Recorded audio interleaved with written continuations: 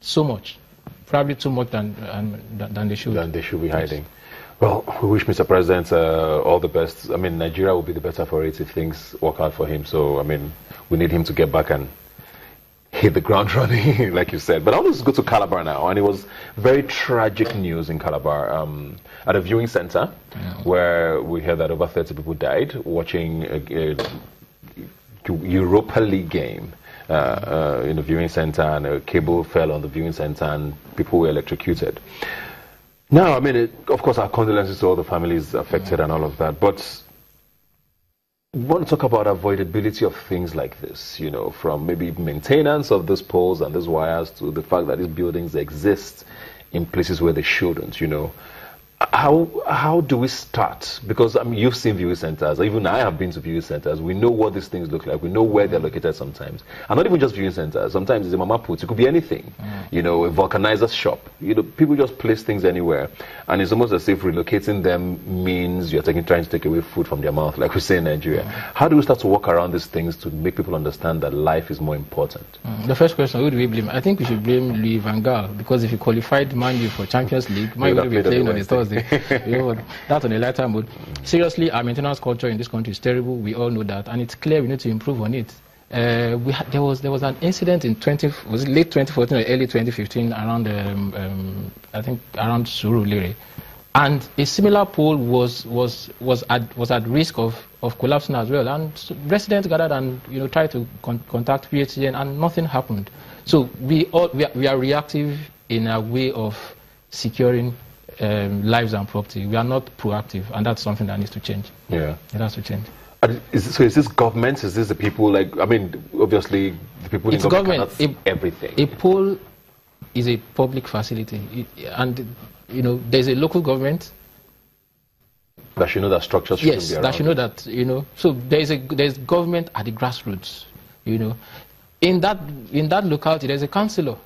There's a councillor who should know stuff like that and do something about it. So it's about all the levels of government understanding that they need to become more proactive rather than reactive. How far away are we from this sort of? I mean, we know this can be fixed in one day, because we know our country, and we know how things work here, where you knock something down, the thing gets put up 2 days later because someone went to sort somebody and got his approval back.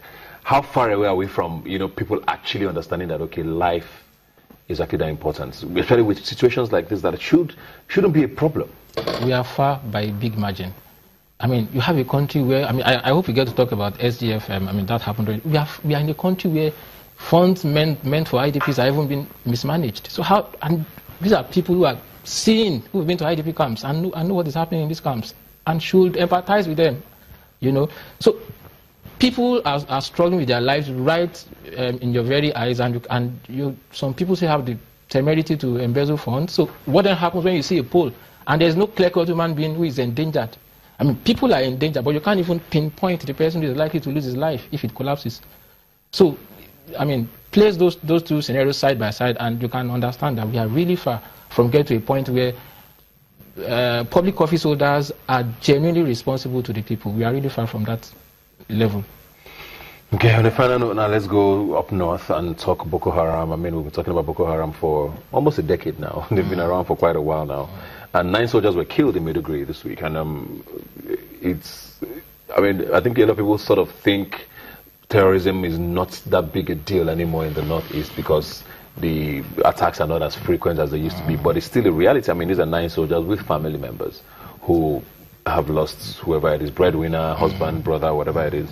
So this is still happening. And I mean, as much as we claim, or the presidency, claims that, Boko Haram has been chased away, they don't own territory anymore, they still are as effective as this to kill soldiers. And these are not even citizens, and these are soldiers who are supposed to be fighting them and should be armed. I mean, what does this say about our fight and where we are so far with terrorism? It tells you that the battle against terrorism is an ongoing process. It's never going to end. It's never going to end because you can't even identify the terrorist. I've traveled extensively to the Northeast. I was in Chibok in 2014. I met someone who told me that Boko Haram just came and seized his brother and conscripted him to their force. So you kill some, they reinforce. You kill more, gradually, they indoctrinate young guys and bring them in. So it's hard to get to a point where you say, we are done with this war against insurgency. But yes, the government has made a lot of progress. I was there in 2014. I was there twice in 2016. I mean, December was my last time in Borno. I saw a massive difference. There are places in Borno, in Maiduguri, that you couldn't get to at 6 p.m. You couldn't go outside at 7 p.m. And now life is returning to those places. So yes, there's a lot of progress. But to say we have won the war, I don't think that has happened. I don't think that is going to happen. But we can keep expanding the progress that we've made. One thing we've talked about a lot is citizen policing and, community policing. And, a lot of these communities, and not just the Northeast now, around the country where you have, terrorists, kidnappers, armed robbers, are people known to people in communities. You talked about, people coming and just grabbing someone and conscripting them.